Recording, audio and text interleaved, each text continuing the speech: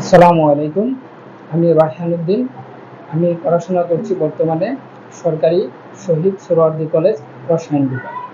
তো আমি এর আগে ভৌত রসায়নের চ্যাপ্টার 6 এর তড়িৎ রাসায়নিক কোষের 2টা ক্লাস নিয়েছিলাম। আজকে আমি আরেকটা ক্লাস নিয়ে আসছি। আজকে আমি কি কি আলোচনা করব সেগুলো লিখে রেখেছি। যেমন প্রমাণ তড়িৎদ্বার বিভব নিয়ে আলোচনা করব, নির্দেশক তড়িৎদ্বার নিয়ে আলোচনা করব। এই নির্দেশক তড়িৎদ্বারের দুই ভাগে ভাগ করে, একটা বলে প্রমাণ হাইড্রোজেন তড়িৎদ্বার, ওটা নিয়ে আলোচনা করব। একক তড়িৎদ্বার এবং একক তড়িৎদ্বার বিভব নিয়ে আলোচনা করব। তো আজকে আমি একটু প্রমাণ তড়িৎদ্বার বিভব নিয়ে আলোচনা করি। প্রথমে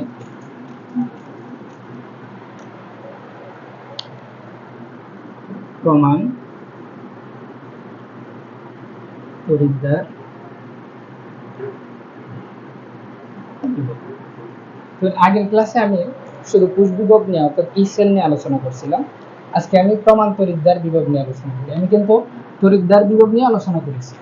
তো তড়িৎদ্বার বিভবটা কি ছিল? তড়িৎদ্বার বিভবটা ছিল যে একটা ধাতব দণ্ডকে যদি আমি তার নিজ আয়ন সহ কোনো একটা তড়িৎ বিশ্লেষক দ্রবণের মাঝে তড়িৎ বিশ্লেষক দ্রবণের সংস্পর্শে আনা হয়, তাহলে দ্রবণ আর ধাতব দণ্ডের মধ্যে একটা দুইটি বিপরীত চার্জযুক্ত দ্বি-স্তর সৃষ্টি হয়, তখন সেখানে একটা তড়িৎ বিভব সৃষ্টি হয়, তখন আমরা তাকে তড়িৎদ্বার বিভব বলেছিলাম। এখন প্রমাণ তড়িৎদ্বার বিভবটা কি? প্রমাণ তড়িৎদ্বার হচ্ছে যে তার প্রমাণ অবস্থায় তার তাপমাত্রা থাকতে হবে, প্রমাণ অবস্থায় তার তাপমাত্রা থাকতে হবে টেম্পারেচার 25 ডিগ্রি সেন্টিগ্রেড। তার তাপমাত্রা থাকতে হবে 25 ডিগ্রি সেন্টিগ্রেড, এবং তার ঘনমাত্রা বা গাঢ়ত্ব বা কনসেন্ট্রেশন ঘনমাত্রা গাঢ়ত্ব থাকবে 1 মোলারিটি, এবং তার চাপ থাকবে 1 অ্যাটমসফিয়ার। এটা তার মাস্ট থাকতে হবে এই বৈশিষ্ট্যগুলো। যদি প্রমাণ তড়িৎদ্বার বিভব হতে চাই তাহলে তার এই বৈশিষ্ট্যগুলো থাকতে হবে। তাহলে আমরা প্রমাণ তড়িৎদ্বার বিভব কাকে বলবো? যদি কাকে বলে আসে তাহলে আমরা বলতে পারি যে কোন তড়িৎদ্বার বিক্রিয়ার উপাদানগুলো সক্রিয় ভর যদি 1 একক হয়, ঠিক আছে, 1 একক হয়, এবং 25 ডিগ্রি সেলসিয়াস তাপমাত্রায় ওই তড়িৎদ্বারের যে একটা তড়িৎ বিভব সৃষ্টি হবে তাকে বলা হয় প্রমাণ তড়িৎদ্বার বিভব। তো এই প্রমাণ তড়িৎদ্বার বিভবের আমাদের কিছু ইকুয়েশন আছে। প্রমাণ তড়িৎদ্বার বিভবের প্রমাণ তড়িৎদ্বার বিভবকে আমরা ই নট সেল দ্বারা প্রকাশ করি। প্রমাণ তড়িৎদ্বার বিভবকে আমরা ই নট সেল দ্বারা প্রকাশ করি। তো ই নট সেল দ্বারা আমরা লিখতে পারি, আমরা এর আগে সূত্র শিখেছি যে ই নট অক্সিডেশন, অক্সিডেশন আমার কোথায় ঘটে? এনুটে ঘটে, এনুটে, plus E naught reduction, E naught reduction এটা আমাদের কোথায় ঘটে? আমাদের কেতুটে ঘটে। তো আমি এই যে এই সূত্রটা আমরা লিখতে পারি।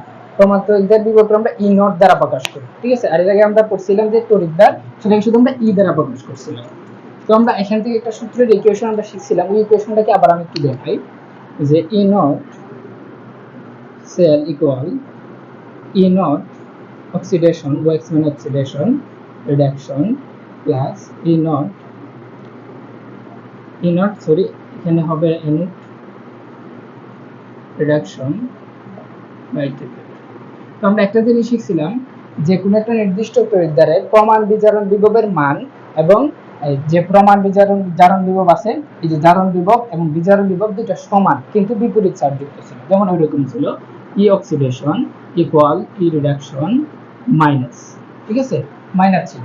এখন আমরা এটাকে আমরা এখানে লিখতে পারি ই অক্সিডেশনের জায়গায় এই যে আমরা এই অংশটা লিখতে পারি, তাহলে আমরা লিখতে পারি minus E reduction anode plus not reduction Ketu, আমরা এই জায়গা লিখতে পারি। তো আমরা যদি এটাকে সাইড চেঞ্জ করি তাহলে আমরা লিখতে পারি ই নট, আমরা প্রমাণ করে ই নট দিয়ে দিলাম, তো আমরা লিখতে পারি রিডাকশন কেতু প্লাস এটা এই সাইডে গেলে মাইনাস হয়ে যাবে আর কি, ওটাকে সাইডে নিয়ে নিলাম রিডাকশন, এখানে হবে আমাদের এনোড। তো আমরা যখন গ্যালভানিক কোষ করছিলাম তখন আমরা যখন বাম সাইডে ছিল তখন আমরা এটাকে ধরছিলাম কেতু, আর যখন ডান সাইডে ছিল তখন আমরা এনোড ধরছিলাম, ঠিক আছে। এই যে আমরা গ্যালভানিক কোষ করছিলাম, এই যে গ্যালভানিক কোষের একটা পাত্র, এই যে আরেকটা পাত্র, এই সাইডে আমরা এনোড ধরছিলাম, এই সাইডে আমরা কেন্দ্র ধরছিলাম। তাহলে কেতু ধরলে এই সাইডে হচ্ছে আমার ডান চার্জ, আর এটা হচ্ছে বাম সাইডে এল, এটা আর, ঠিক আছে। এখন আমরা এই সূত্রটা কিভাবে লিখতে পারি? তো যখন কেতু ছিল এই যে রাইট সাইডে, তাহলে আমরা লিখতে পারি ই আর মাইনাস এটা ছিল আমাদের বাম সাইডে এল লেফট লেফট লিখতে পারি ই নট ই নট। এটা হচ্ছে আমাদের প্রমাণ তড়িৎদ্বার বিভব বাইর করার একটা ইকুয়েশন, এটা আমাদের মনে রাখতে হবে। ঠিক আছে, এটা হচ্ছে আমাদের প্রমাণ বিজারণ বিভব বাইর করার ইকুয়েশন। এখানে যে আমি ই নট গুলা নিয়েছি এগুলো সব বিজারণ বিভব নিয়েছি। ঠিক আছে, সবগুলো মান কিন্তু বিজারণ বিভবে রাখতে হবে। ঠিক আছে, বিজারণ বিভবে করতে হবে। এখন আমরা একটু আরেকটা জিনিস শিখি এই কোয়েশনটার পরে।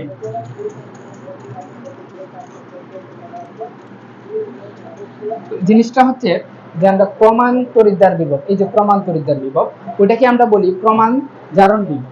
ঠিক আছে, এই আধুনিক আন্তর্জাতিক স্বীকৃতি হিসাবে তারা প্রমাণ তড়িৎদ্বার বিভব রে তারা বলছে যে প্রমাণ বিজারণ বিভব। কোন একটা তড়িৎদ্বারের প্রমাণ বিজারণ বিভবকে ওই তড়িৎদ্বারের প্রমাণ তড়িৎদ্বার বিভব বলা হয়। কিভাবে বলা হয়, যেমন আমরা নানস্টক সমীকরণের মাধ্যমে কিন্তু এটা প্রমাণ করতে পারি। ঠিক আছে, তো আমরা ম্যাথের ক্ষেত্রে আমরা একটা জিনিস মনে রাখবো যে প্রমাণ বিজারণ বিভব, বিজারণ বিভব। ঠিক আছে, প্রমাণ বিজারণ বিভব যদি কম হয়, কম হলে সেটা এনোটে বিক্রিয়া হবে। আর যদি প্রমাণ বিজারণ বিভবের মানটা বেশি হয় তাহলে সেটা কেথোটের বিক্রিয়া হবে।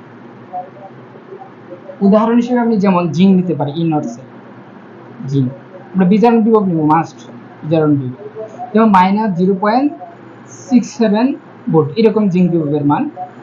আর আমি ধরি যে একটা কপার বিভবের মান আছে। ঠিক আছে, কপারের মান হইতেছে আমরা জানি যে 2 plus copper equal plus 0.4 volt. এটা হচ্ছে আমার কপারের মান, এটা হচ্ছে আমার জিঙ্কের মান, ই সেলের মান তড়িৎদ্বার বিভব। তো এখানে এটা মাইনাসের আছে, এটা প্লাসের আছে, তার মানে এটা হচ্ছে আমাদের কম। প্রমাণ বিজারণ বিভবের মান কম, প্রমাণ বিজারণ বিভবের মান কম হইলে সেটা হবে এনোটি বিক্রিয়া, তাহলে এটা জিঙ্কটা হবে এনোটিক বিক্রিয়া। আর প্রমাণ বিজারণ বিভবের মান বেশি হলে এই যেটা বেশি প্লাস আকারে আছে তার মানে সেটা হবে ক্যাথোডিক বিক্রিয়া। এই জিনিসটা আমাদের মনে রাখতে হবে। আর আধুনিক মতবাদ অনুসারে যে আমরা একটা কথা বলছিলাম যে প্রমাণ তড়িৎদ্বার বিভবরে একটা আধুনিক কথা অনুসারে বলে যে প্রমাণ বিজারণ বিভবরে বলে তারা প্রমাণ তড়িৎদ্বার বিভব, সেটা আমরা নানস্টক সমীকরণের মাধ্যমে প্রকাশ করতে পারি। তো আমরা একটা বিজারণ বিভব নিয়ে ধরি যে একটা ধাতু, ঠিক আছে, বিজারণ বিক্রিয়া, ওই জন্য সে আয়ন থেকে একটা ইলেকট্রন গ্রহণ করে সে সলিডে পরিণত হয়, এটা তার বিজারণ বিক্রিয়া। ঠিক আছে, তো বিজারণ বিক্রিয়া সে আমরা নানস্টক সমীকরণ অনেকে জানি, নানস্টক সমীকরণ নিয়ে আলোচনা করব। তো এখানে আমাদের বিজারণ বিক্রিয়া নিচে এর জন্য reaction E not reaction minus nitrogen সমীকরণ হচ্ছে আমাদের আরটি এনএফ লন, এখানে উৎপাদনের ঘনমাত্রা বাই বিক্রিয়ক আয়নের ঘনমাত্রা, তাহলে এম বাই এম প্লাস এইভাবে লেখা যায় এটাকে। এখন আমরা কি করি, এটা তো বিজারণ বিভব, প্রমাণ বিজারণ বিভব, আর এই যে এখানে ই নট আছে এটাও আমাদের বিজারণ বিভব। ঠিক আছে, এখন আমরা এগুলা সক্রিয় ভরকে আমরা এক ধরে নিই। ঠিক আছে, আমরা বলছি যে প্রমাণ তড়িৎদ্বার বিভবের ক্ষেত্রে আমাদের সক্রিয় ভর এক ধরে নিতে হবে, 25 সেলসিয়াস তাপমাত্রায় থাকতে হবে। এগুলোকে যদি আমি এক ধরে নিই তাহলে কি হয়, এখানে ই নট রিডাকশন মাইনাস এই যে এগুলোর মান যদি আমি এক ধরে নিই তাহলে হয় আরটি এনএফ লন, এটার সক্রিয় ভর এক, এটার সক্রিয় ভর এক ধরে নিলাম। ঠিক আছে, এখন আমরা লিখতে পারি E reduction equal E naught reduction. লন এই যে লন 1 এর মান হচ্ছে 0, তার মানে পুরো টার্মটা 0, পুরো টার্মটা 0 হলে আমরা এখানে 0 লিখতে পারি। অতএব আমরা লিখতে পারি E reduction minus E naught reduction. এইজন্য আমরা বলি যে আন্তর্জাতিক স্বীকৃতি অনুসারে যে প্রমাণ তড়িৎদ্বার বিভবকে প্রমাণ বিজারণ বিভবও বলা হয়, এই তার প্রমাণ। ঠিক আছে, এখন আমরা একটু একক তড়িৎদ্বার নিয়ে একটু আলোচনা করি। এটা গেল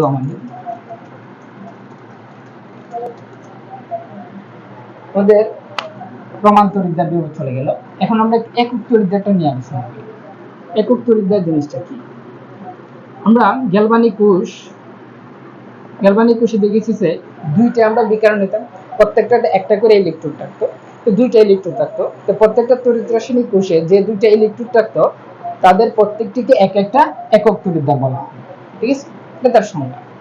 আর একক তড়িৎদ্বার বিভবটা কি, কোন একটা তড়িৎদ্বারের মধ্যে যে একটা বৈদ্যুতিক বিভব সৃষ্টি হয় তাকে বলা হয় একক তড়িৎদ্বার বিভব। এগুলো আমাদের সংজ্ঞা অনুসারে আসতে পারে যে একক তড়িৎদ্বার বিভব কাকে বলে।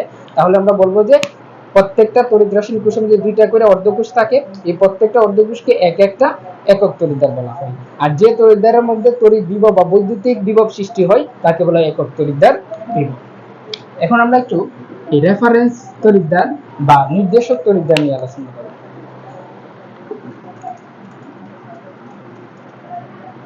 রেফারেন্স তড়িৎদ্বার বা নির্দেশক তড়িৎদ্বারটা আসলে কি আমরা একটু জানি যে কোনো একটা একক তড়িৎদ্বারের বিভব নির্ণয় করি, ঠিক আছে। বিভব নির্ণয় করার জন্য আমরা যে কোনো একটা তড়িৎদ্বারের মান জানা থাকতে হবে, ওই বিভবের মানটা আগে আমাদের জানা থাকতে হবে, তাহলে যেটাকে আমি বের করব পরীক্ষার দিন যে বিভবটা থাকবে ওটার মান আমরা জানতে পারবো, এটাকে বলা হয় নির্দেশক তড়িৎদ্বার, ঠিক আছে। কোনো একটা একক তড়িৎদ্বারের মান আমি জানতে হবে, জানার জন্য আমরা কি করব, একটা তড়িৎদ্বারের মান আমাদের জানা আছে এমন তড়িৎদ্বারের সাথে পরীক্ষাধীন তড়িৎদ্বারের সংযোগ স্থাপন করলে যে একটা তড়িৎ রাসায়নিক কোষ উৎপন্ন হয় তাকে বলা হয় নির্দেশক তড়িৎদ্বার বা বলা হয় রেফারেন্স ইলেকট্রোড। আমি আবার বলি যে কোনো একটা একক তড়িৎদ্বারের মান নির্ণয় করার জন্য বিভব জানা আছে এমন একটা তড়িৎদ্বারের সাথে পরীক্ষাধীন একটা তড়িৎদ্বারের সংযোগ স্থাপন করলে যে একটা তড়িৎ রাসায়নিক কোষ উৎপন্ন হয় তাকে বলা হয় নির্দেশক তড়িৎদ্বার বা রেফারেন্স ইলেকট্রোড।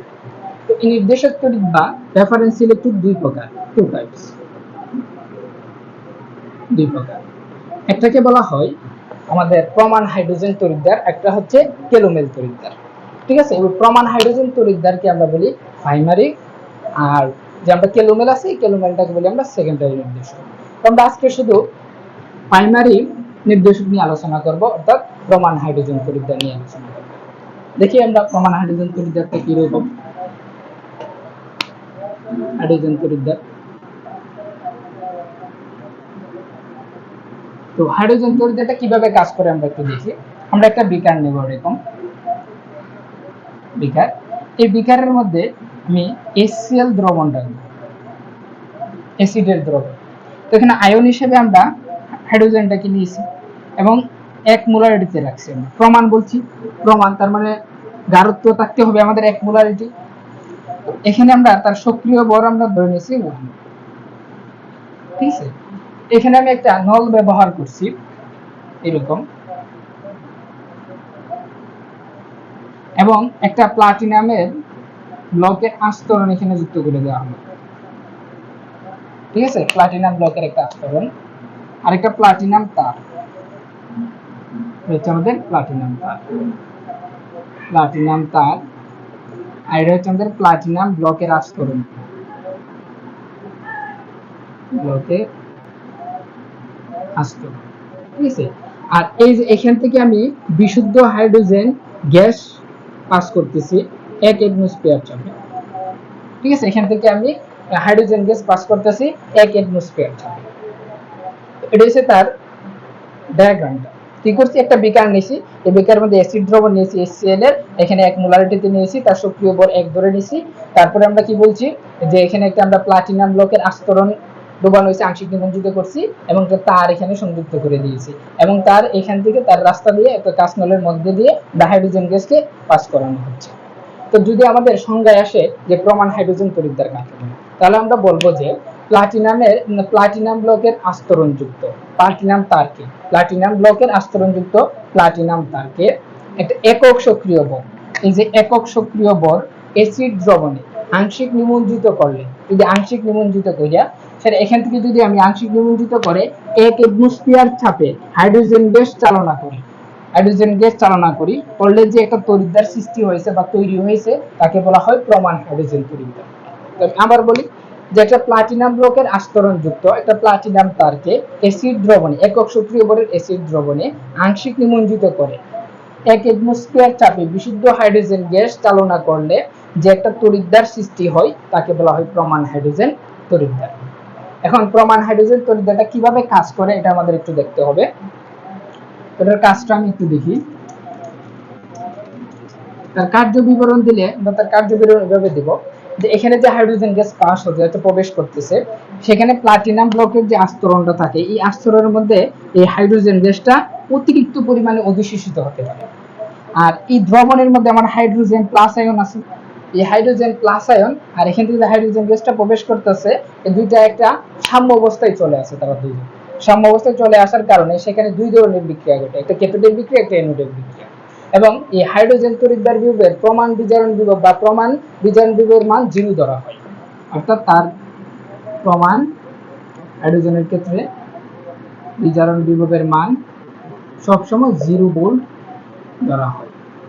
এটা ধরে নিতে হয়। আমাদের তড়িৎ রাসায়নিক সারণী আছে, সারণীর মধ্যে হাইড্রোজেনকে মধ্যে রেখে উপরে কিছু আছে, নিচে কিছু আছে, ঠিক আছে। এজন্য আমরা হাইড্রোজেনের প্রমাণ বিজারণ বিভবকে সবসময় 0 ধরে নিই, ঠিক আছে। তো এখানে প্রচুর পরিমাণে অধিশোষিত হতে পারে, এই জন্য এখানে অ্যানোটিক বিক্রিয়া ঘটে, ক্যাথোডিক বিক্রিয়া ঘটে, অর্থাৎ এটাকে অ্যানোড হিসেবে আমরা ব্যবহার করতে পারবো, ক্যাথোড হিসেবে ব্যবহার করতে পারবো। তাহলে আমরা দেখি যে তার অ্যানোটিক বিক্রিয়াটা কি ঘটে। অ্যানোটিক বিক্রিয়া আমার হাইড্রোজেন গ্যাস এদিকে প্রবেশ করতেছে, তার মানে হাইড্রোজেন গ্যাস কতটুকু চাপে আছে, 1 অ্যাটমসফিয়ার চাপে আছে। সে কি করবে, ইলেকট্রন এখান থেকে সে ত্যাগ করবে, তাহলে সে হতে পারে হাইড্রোজেন প্লাস, একটা ইলেকট্রন ত্যাগ করছে, ঠিক আছে। তারপরে কি হয়, এই যে দ্রবণে যে হাইড্রোজেন আছে সে হাইড্রোজেন ইলেকট্রন গ্রহণ করে, তার মানে সব ক্যাথোডিক বিক্রিয়া ঘটে। তাহলে কি হয়, হাইড্রোজেন একটা ইলেকট্রন গ্রহণ করে আবার হাইড্রোজেন গ্যাসে পরিণত হয়। তো হচ্ছে তার অ্যানোটিক বিক্রিয়া এবং ক্যাথোডিক বিক্রিয়া। কি হয়, সেখানে হাইড্রোজেন গ্যাসটা প্রবেশ করতেছে, একটা ইলেকট্রন ত্যাগ করে হাইড্রোজেন আয়নে পরিণত হয়, এবং সেই হাইড্রোজেন দ্রবণে থাকে হাইড্রোজেনটা একটা ইলেকট্রন গ্রহণ করে, তারপরে সে গ্যাসে পরিণত হয়। তার অ্যানোটিক বিক্রিয়া এবং ক্যাথোডিক বিক্রিয়া। যদি আমাদের প্রশ্নতে আসে যে প্রমাণ হাইড্রোজেন ইলেকট্রন বা তড়িৎদ্বারের গঠন প্রণালী বর্ণনা করার জন্য, তাহলে আমরা প্রথমে তার সংজ্ঞা দিব। সংজ্ঞাতে আমরা কি লিখবো, যে প্লাটিনাম ব্লকের আস্তরণ যুক্ত একটা প্লাটিনাম তারকে তার অ্যাসিড দ্রবণে সক্রিয় ভর 1 রেখে অ্যাসিড দ্রবণে যদি আমি নিমজ্জিত করি, তাহলে একটা যে 1 অ্যাটমসফিয়ার চাপে হাইড্রোজেন গ্যাসকে চালনা করার ফলে যে একটা তড়িৎদ্বার সৃষ্টি হয় তাকে বলে প্রমাণ হাইড্রোজেন তড়িৎদ্বার।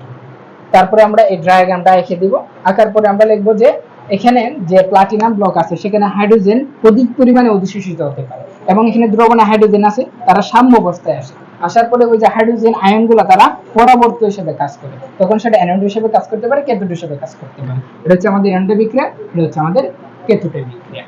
তাহলে আমাদের এখানে কি গেল, আমাদের প্রমাণ হাইড্রোজেন তড়িৎদ্বার গেল, এটা হচ্ছে প্রাইমারি। তো আমরা প্রাইমারি নির্দেশকের পরে আমরা সেকেন্ডারি নির্দেশক হচ্ছে ক্যালোমেল, আমরা ক্যালোমেল নিয়ে আলোচনা করব পরবর্তীতে। আজকে আমি আলোচনা করছি প্রমাণ তড়িৎদ্বার বিভব, তারপরে একক তড়িৎদ্বার বিভব, একক তড়িৎদ্বার নিয়ে আলোচনা করছি, নির্দেশক তড়িৎদ্বার নিয়ে আলোচনা করছি, এবং আমরা প্রমাণ হাইড্রোজেন তড়িৎদ্বার নিয়ে আলোচনা করছি। তো আমি এই অধ্যায়ের মোটামুটি অনার্স প্রথম বর্ষে এই পর্যন্তই আছি, ঠিক আছে, এর থেকে বেশি কিছু নাই। তো আমি এরপরের ক্লাসে আমি 7 ক্লাসে যে প্রশ্নগুলো আছে প্রশ্নের সমাধানগুলো নিয়ে আসব, ঠিক আছে। এই যে যতটুকু পড়েছি আমি 3টা ক্লাস নিয়েছি, 3টা ক্লাসের মধ্যে আসলে এই 6 নম্বর অধ্যায় তড়িৎ রাসায়নিক কোর্স শেষ হয়ে গেছে, আমি পরবর্তীতে প্রশ্ন সমাধান নিয়ে আসবো। তো আজকে এতটুকু পর্যন্ত রইল। আসসালামু আলাইকুম।